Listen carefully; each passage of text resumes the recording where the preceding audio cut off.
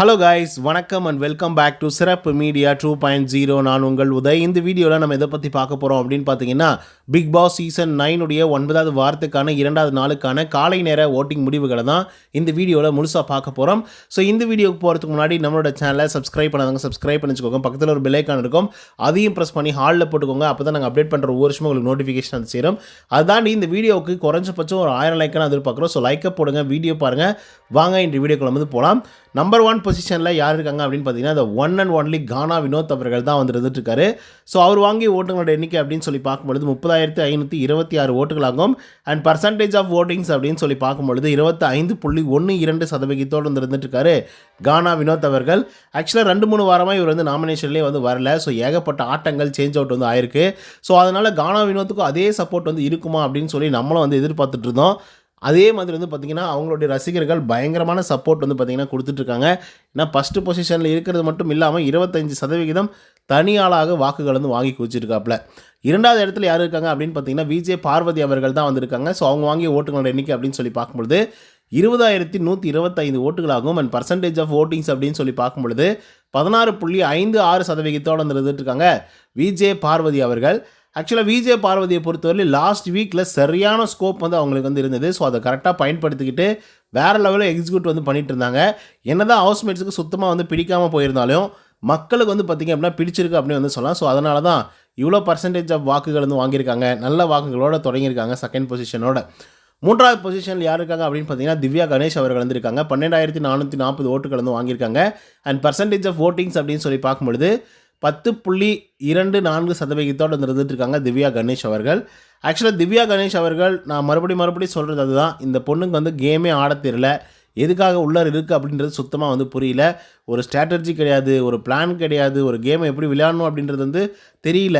வெறுமனே பேசுகிறாங்க, அவ்வளோதான். மற்றபடிக்கு வந்து பார்த்திங்க அப்படின்னா பெருசாக எதுவுமே இல்லை.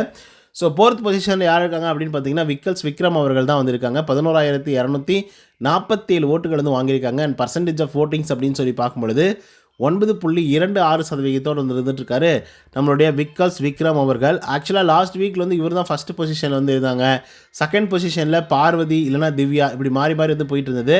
பட் விக்ரம் அவர்கள் ரொம்ப ஸ்ட்ராங்காக வந்திருந்தாங்க. ஆனால் விக்ரமுடைய வக்கர புத்தியை மக்கள் வந்து புரிஞ்சுக்கிட்டாங்கன்னு நினைக்கிறேன். ஸோ அதனால தான் மேபி அவருக்கான வாக்குகள் அப்படிங்கிறது ரொம்ப குறைஞ்சிருக்கு. ஸோ அதுக்கடுத்து 5வது பொசிஷனில் யார் இருக்காங்க அப்படின்னு பார்த்தீங்கன்னா, கமருதீன் அவர்கள் இருந்திருக்காங்க. ஸோ அவங்க வாங்கிய ஓட்டுகளோட எண்ணிக்கை அப்படின்னு சொல்லி பார்க்கும்பொழுது 10,517 ஓட்டுகளாகும். அண்ட் பர்சன்டேஜ் ஆஃப் ஓட்டிங்ஸ் அப்படின்னு சொல்லி பார்க்கும்பொழுது 8.66% வந்து இருந்துட்டுருக்காரு நம்மளுடைய கமருதீன் அவர்கள். ஸோ ஆக்சுவலாக இந்த மனுஷன் வந்து 2 பக்கம் டபுள் கேம் வந்து விளையாடிட்டு இருக்காரு. குறிப்பாக வந்து அரோரா கிட்ட கொஞ்சம் நேரமும், அதுக்கப்புறம் வந்து பார்வதி கிட்ட கொஞ்சம் நேரமும் அப்படிங்கிற மாதிரி இருந்தது. பட் அப்படிலாம் இல்லை, பார்வதியை தான் அவர் வேறு மாதிரி பார்க்குறாப்புல, அரோராவை ஃப்ரெண்டாக தான் பார்க்குறாரு. 6வது பொசிஷனில் சாண்ட்ரா. ஸோ அவங்க வாங்கிய ஓட்டுகளோட எண்ணிக்கை 6,958 ஓட்டுகளாகும். அண்ட் பர்சன்டேஜ் ஆஃப் ஓட்டிங்ஸ் அப்படின்னு சொல்லி பார்க்கும்பொழுது 5.73% வந்து இருந்துட்டுருக்காங்க சாண்ட்ரா எமி அவர்கள். ஸோ சாண்ட்ரா அவர்களுக்கு ஆரம்ப காலகட்டத்தில் நல்ல ஒரு ஸ்கோப் இருந்தது, ரீசன் அந்த சீக்ரெட் டாஸ்க்கு. பட் இப்போ எந்த ஸ்கோப்புமே இல்லாமல், என்ன பண்ணுறதுன்னு தெரியாமல், திக்கு இல்லாமல் திசை இல்லாமல் அப்படியே மாறி போய் வந்திருக்காங்க. ஸோ பார்ப்போம் இதுலேருந்து ஏதாவது கம்பேக் வந்து கொடுப்பாங்களா அப்படின்னு சொல்லினா, அந்த வாரங்கள்லாம் பயங்கரமாக வாக்குகளை வாங்கி கூச்சிட்டு இருந்தாங்க. பட் இப்போ வந்து பார்த்திங்க அப்படின்னா திண்டாடிட்டு இருக்காங்க. அதுக்கடுத்து 7வது பொசிஷனில் பிரஜன். அவங்க வாங்கிய ஓட்டுகளோட எண்ணிக்கை 6,757 ஓட்டுகளாகும். அண்ட் பர்சன்டேஜ் ஆஃப் ஓட்டிங்ஸ் அப்படின்னு சொல்லி பார்க்கும்பொழுது 5.56% வந்து இருந்துட்டுருக்காங்க பிரஜன் அவர்கள். ஸோ பிரஜன் அவர்களுக்கு அதை தான் சொல்லி ஆகணும். பிரஜன் அவர்கள் உள்ளார வரும்போதே வந்து பேப்பர் ரவுடி அப்படின்னு சொல்லி ஒரு பட்டத்தோடு தான் உள்ளார வந்தாப்புல. கொஞ்சம் வாயே வந்து பார்த்திங்கன்னா அடைக்கிருந்தாலே பிரஜன் அவர்களுக்கு நல்ல வாக்குகள் வந்து விழுந்திருக்கும். கண்டிப்பாக அவங்களுடைய ஃபேன்ஸ் எல்லாருமே வந்து வாக்குகள் வந்து செலுத்தியிருப்பாங்க. பட் என்னடா இந்த மாதிரி ஒரு ஆளாக இருக்கானே அப்படின்னு சொல்லி யோசிக்கிற அளவுக்கு வந்து பார்த்திங்கன்னா அவர் பண்ணி விட்டாப்புல. ஸோ அதனால் பேக் ஃபயர் அவருக்கு ஆயிடுச்சு. 8வது பொசிஷனில் கனி அவர்கள் இருந்திருக்காங்க. ஸோ அவங்க வாங்கிய ஓட்டுகளோட எண்ணிக்கை அப்படின்னு சொல்லி பார்க்கும்பொழுது 6,565 ஓட்டுகளாகும். அண்ட் பர்சன்டேஜ் ஆஃப் ஓட்டிங்ஸ் அப்படின்னு சொல்லி பார்க்கும்பொழுது 5.4% வந்து இருந்துட்டுருக்காங்க கனி திரு அவர்கள். ஸோ கனி திரு அவர்களை பொறுத்தவரை ஒரு கன்னிங்கான கேம் தாங்க விளையாடுறாங்க. ரியலாகவே சொல்கிறேன், ரொம்ப கன்னிங்கான ஒரு கேம் வந்து விளையாடுறாங்க.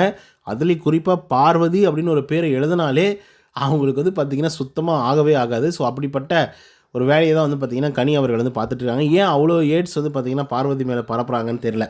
9வது பொசிஷனில் யார் இருக்காங்க அப்படின்னு பார்த்தீங்கன்னா, சுபிக்ஷா அவர்கள் வந்திருக்காங்க. ஸோ அவங்க வாங்கிய ஓட்டுகளோட எண்ணிக்கை அப்படின்னு சொல்லி பார்க்கும்பொழுது 5,645 ஓட்டுகளாகும். அண்ட் பர்சன்டேஜ் ஆஃப் ஓட்டிங்ஸ் அப்படின்னு சொல்லி பார்க்கும்பொழுது 4.65% இருந்துட்டுருக்காங்க சுபிக்ஷா அவர்கள். ஸோ சுபிக்ஷாவை பொறுத்தவரையிலும் ஆரம்ப காலகட்டத்தில் நல்ல பிளேயராக வலம் வந்துட்டு இருந்தாலும் எப்போ நான் திறமையை காட்டுறேன் அப்படின்னு சொல்லி பாட்டு எழுதுறது, அதுக்கப்புறம் பீட் பாக்ஸ் பண்ணுறது அப்படின்னு சொல்லி அந்த ஜானர்லேயே வந்து பார்த்திங்கன்னா போகிறாங்க. ஸோ அது வந்து அவங்களுக்கு கை கொடுக்குமா அப்படின்றத பொறுத்து தான் பார்க்கணும். 10வது பொசிஷனில் அமித் பார்கவ் அவர்கள் இருந்திருக்காங்க. 5442 ஓட்டுகள் வந்து வாங்கியிருக்காங்க. அண்ட் பர்சன்டேஜ் ஆஃப் ஓட்டிங்ஸ் அப்படின்னு சொல்லி பார்க்கும்பொழுது 4.48% வந்து இருந்துட்டுருக்காரு அமித் ப்ரோ அவர்கள். ஸோ இவரை பொறுத்தினவரையிலும் நம்ம வந்து சொல்லணும் அப்படின்னா விஜய் சேதுபதி சொன்னது தான், இவருக்கு வந்தால் ரத்தம், மற்றவங்களுக்கு வந்தால் தக்காளி சட்னி, ஸோ இவருக்கு வந்தால் வலி, மற்றவங்களுக்கு வந்தால் அது வேறு ஒரு விஷயம் அப்படின்ற மாதிரி வந்து பார்த்திங்க அப்படின்னா சொல்லுவாப்பில். ஸோ இந்த ஒரு காரணத்தினாலே அமித் பார்கவ் மேலே இருக்கக்கூடிய மரியாதை ரொம்ப குறைஞ்சிருக்கு அப்படின்னு வந்து சொல்லலாம். ஸோ அதை வந்து நீங்கள் ஓட்டிங்ஸ்லேயே பார்க்கலாம், அவ்வளோ குறைவான வாக்குகள் வாங்கியிருக்காங்க. 11வது பொசிஷனில் எஃப்ஜே அவங்க வாங்கிய ஓட்டுகளோட எண்ணிக்கை அப்படின்னு சொல்லி பார்க்கும்பொழுது 5285 ஓட்டுகளாகும். அண்ட் பர்சன்டேஜ் ஆஃப் ஓட்டிங்ஸ் அப்படின்னு சொல்லி பார்க்கும்பொழுது 4.34% இருந்துட்டு இருக்காங்க எஃப்ஜே அவர்கள். ஸோ எஃப்ஜே அவர்கள் தான் கடைசி பொசிஷன் வந்து பிடிச்சிருக்காப்புல. ஸோ இப்படியே மெயின்டைன் ஆயிடுச்சு அப்படின்னா எஃப்ஜே தூக்கி வெளியே அனுப்புவாங்க. தயவு செய்து இந்த எஃப்ஜே பையனை தூக்கி வெளியே அனுப்புங்க. இரிட்டேட்டிங் ஃபேஸ், இரிட்டேட்டிங் வார்த்தைகள், இரிட்டேட்டிங் என்ன சொல்கிறது வார்த்தைகள் அப்படின்னு சொல்லி நிறைய விஷயங்கள் வந்து பார்த்திங்க அப்படின்னா ரொம்ப ரூட் அண்ட் ரஃப் அந்த மாதிரி வந்து பார்த்திங்கன்னா பயன்படுத்தக்கூடிய ஒரு ஆளாக எஃப்ஜே அவர்கள் வந்து இப்போ வரைக்குமே வந்து வளம் வந்துட்டுருக்காரு. ஸோ அதெல்லாம் வந்து வேலைக்கே ஆகாது. அண்ட் அது பார்க்கவும் பயங்கர இரிட்டேட்டிங்காக இருக்குது. என்னோடய கேம் ப்ளே பார்த்தாவே வெறுப்பாயிடும். ஸோ உங்களுக்கெல்லாம் அப்படி வெறுப்பாகமா ஆகாதா அப்படிங்கிறத கமெண்ட்ஸ் வந்து சொல்லுங்கள். கண்டிப்பாக நம்மளுடைய ஆதிரை உள்ளர வந்ததுக்கப்புறம் இவனுடைய ஆட்டத்தில் ஏகப்பட்ட மாறுதல்கள் வந்து நடந்திருக்கு. குறிப்பாக சொல்லணும் அப்படின்னா வியானா கிட்ட பேசலாமா பேசக்கூடாதா அப்படின்ற ஒரு மைண்ட் செட் வந்து பார்த்திங்கன்னா இவங்களுக்குள்ளே வந்து இருக்குது. பட் அதெல்லாம் தாண்டி முடியவே முடியாது அப்படின்னு சொல்லி வியானா அவர்கள் நேற்று நைட் வந்து சொல்லிட்டாங்க. பட் இவன் ஒரு கார்டு வந்து யூஸ் பண்ணான் அப்படின்னு சொல்லி ஆதிரி வந்து சொல்கிறாங்க. ஓகேங்களா, அந்த ஸ்டேட்மெண்ட்டை நீங்கள் எவ்வளோ தூரம் வந்து கவனிச்சிங்க அப்படின்னு எனக்கு வந்து தெரியல. ஏன்னா இவன் ஒரு மென்ஸ் கார்டு அப்படின்ற ஒரு கார்டை வந்து யூஸ் பண்ணிக்கிறான். அந்த கார்டு வந்து ரொம்ப ஒஸ்ட்டாக வந்து இருக்குது. குறிப்பாக பெண்களை வந்து பயன்படுத்திக்கிறது. அதுக்கப்புறம் நான்லாம் அப்படி கிடையாது, அந்த பொண்ணு தான் அப்படி வந்து பண்ணுச்சு, இந்த பொண்ணு தான் இப்படி வந்து பண்ணுச்சு அப்படின்னு சொல்லி அந்த ஒரு கார்டை வச்சு அவன் வந்து அப்படி ஈஸியாக தப்பிச்சு வந்து போயிடுறான். ஸோ அது வந்து ரொம்ப ஒஸ்ட்டாக வந்து இருக்குது. அது எனக்கு நடந்திருக்கு, மற்ற பெண்களுக்கும் நடந்திருக்கு.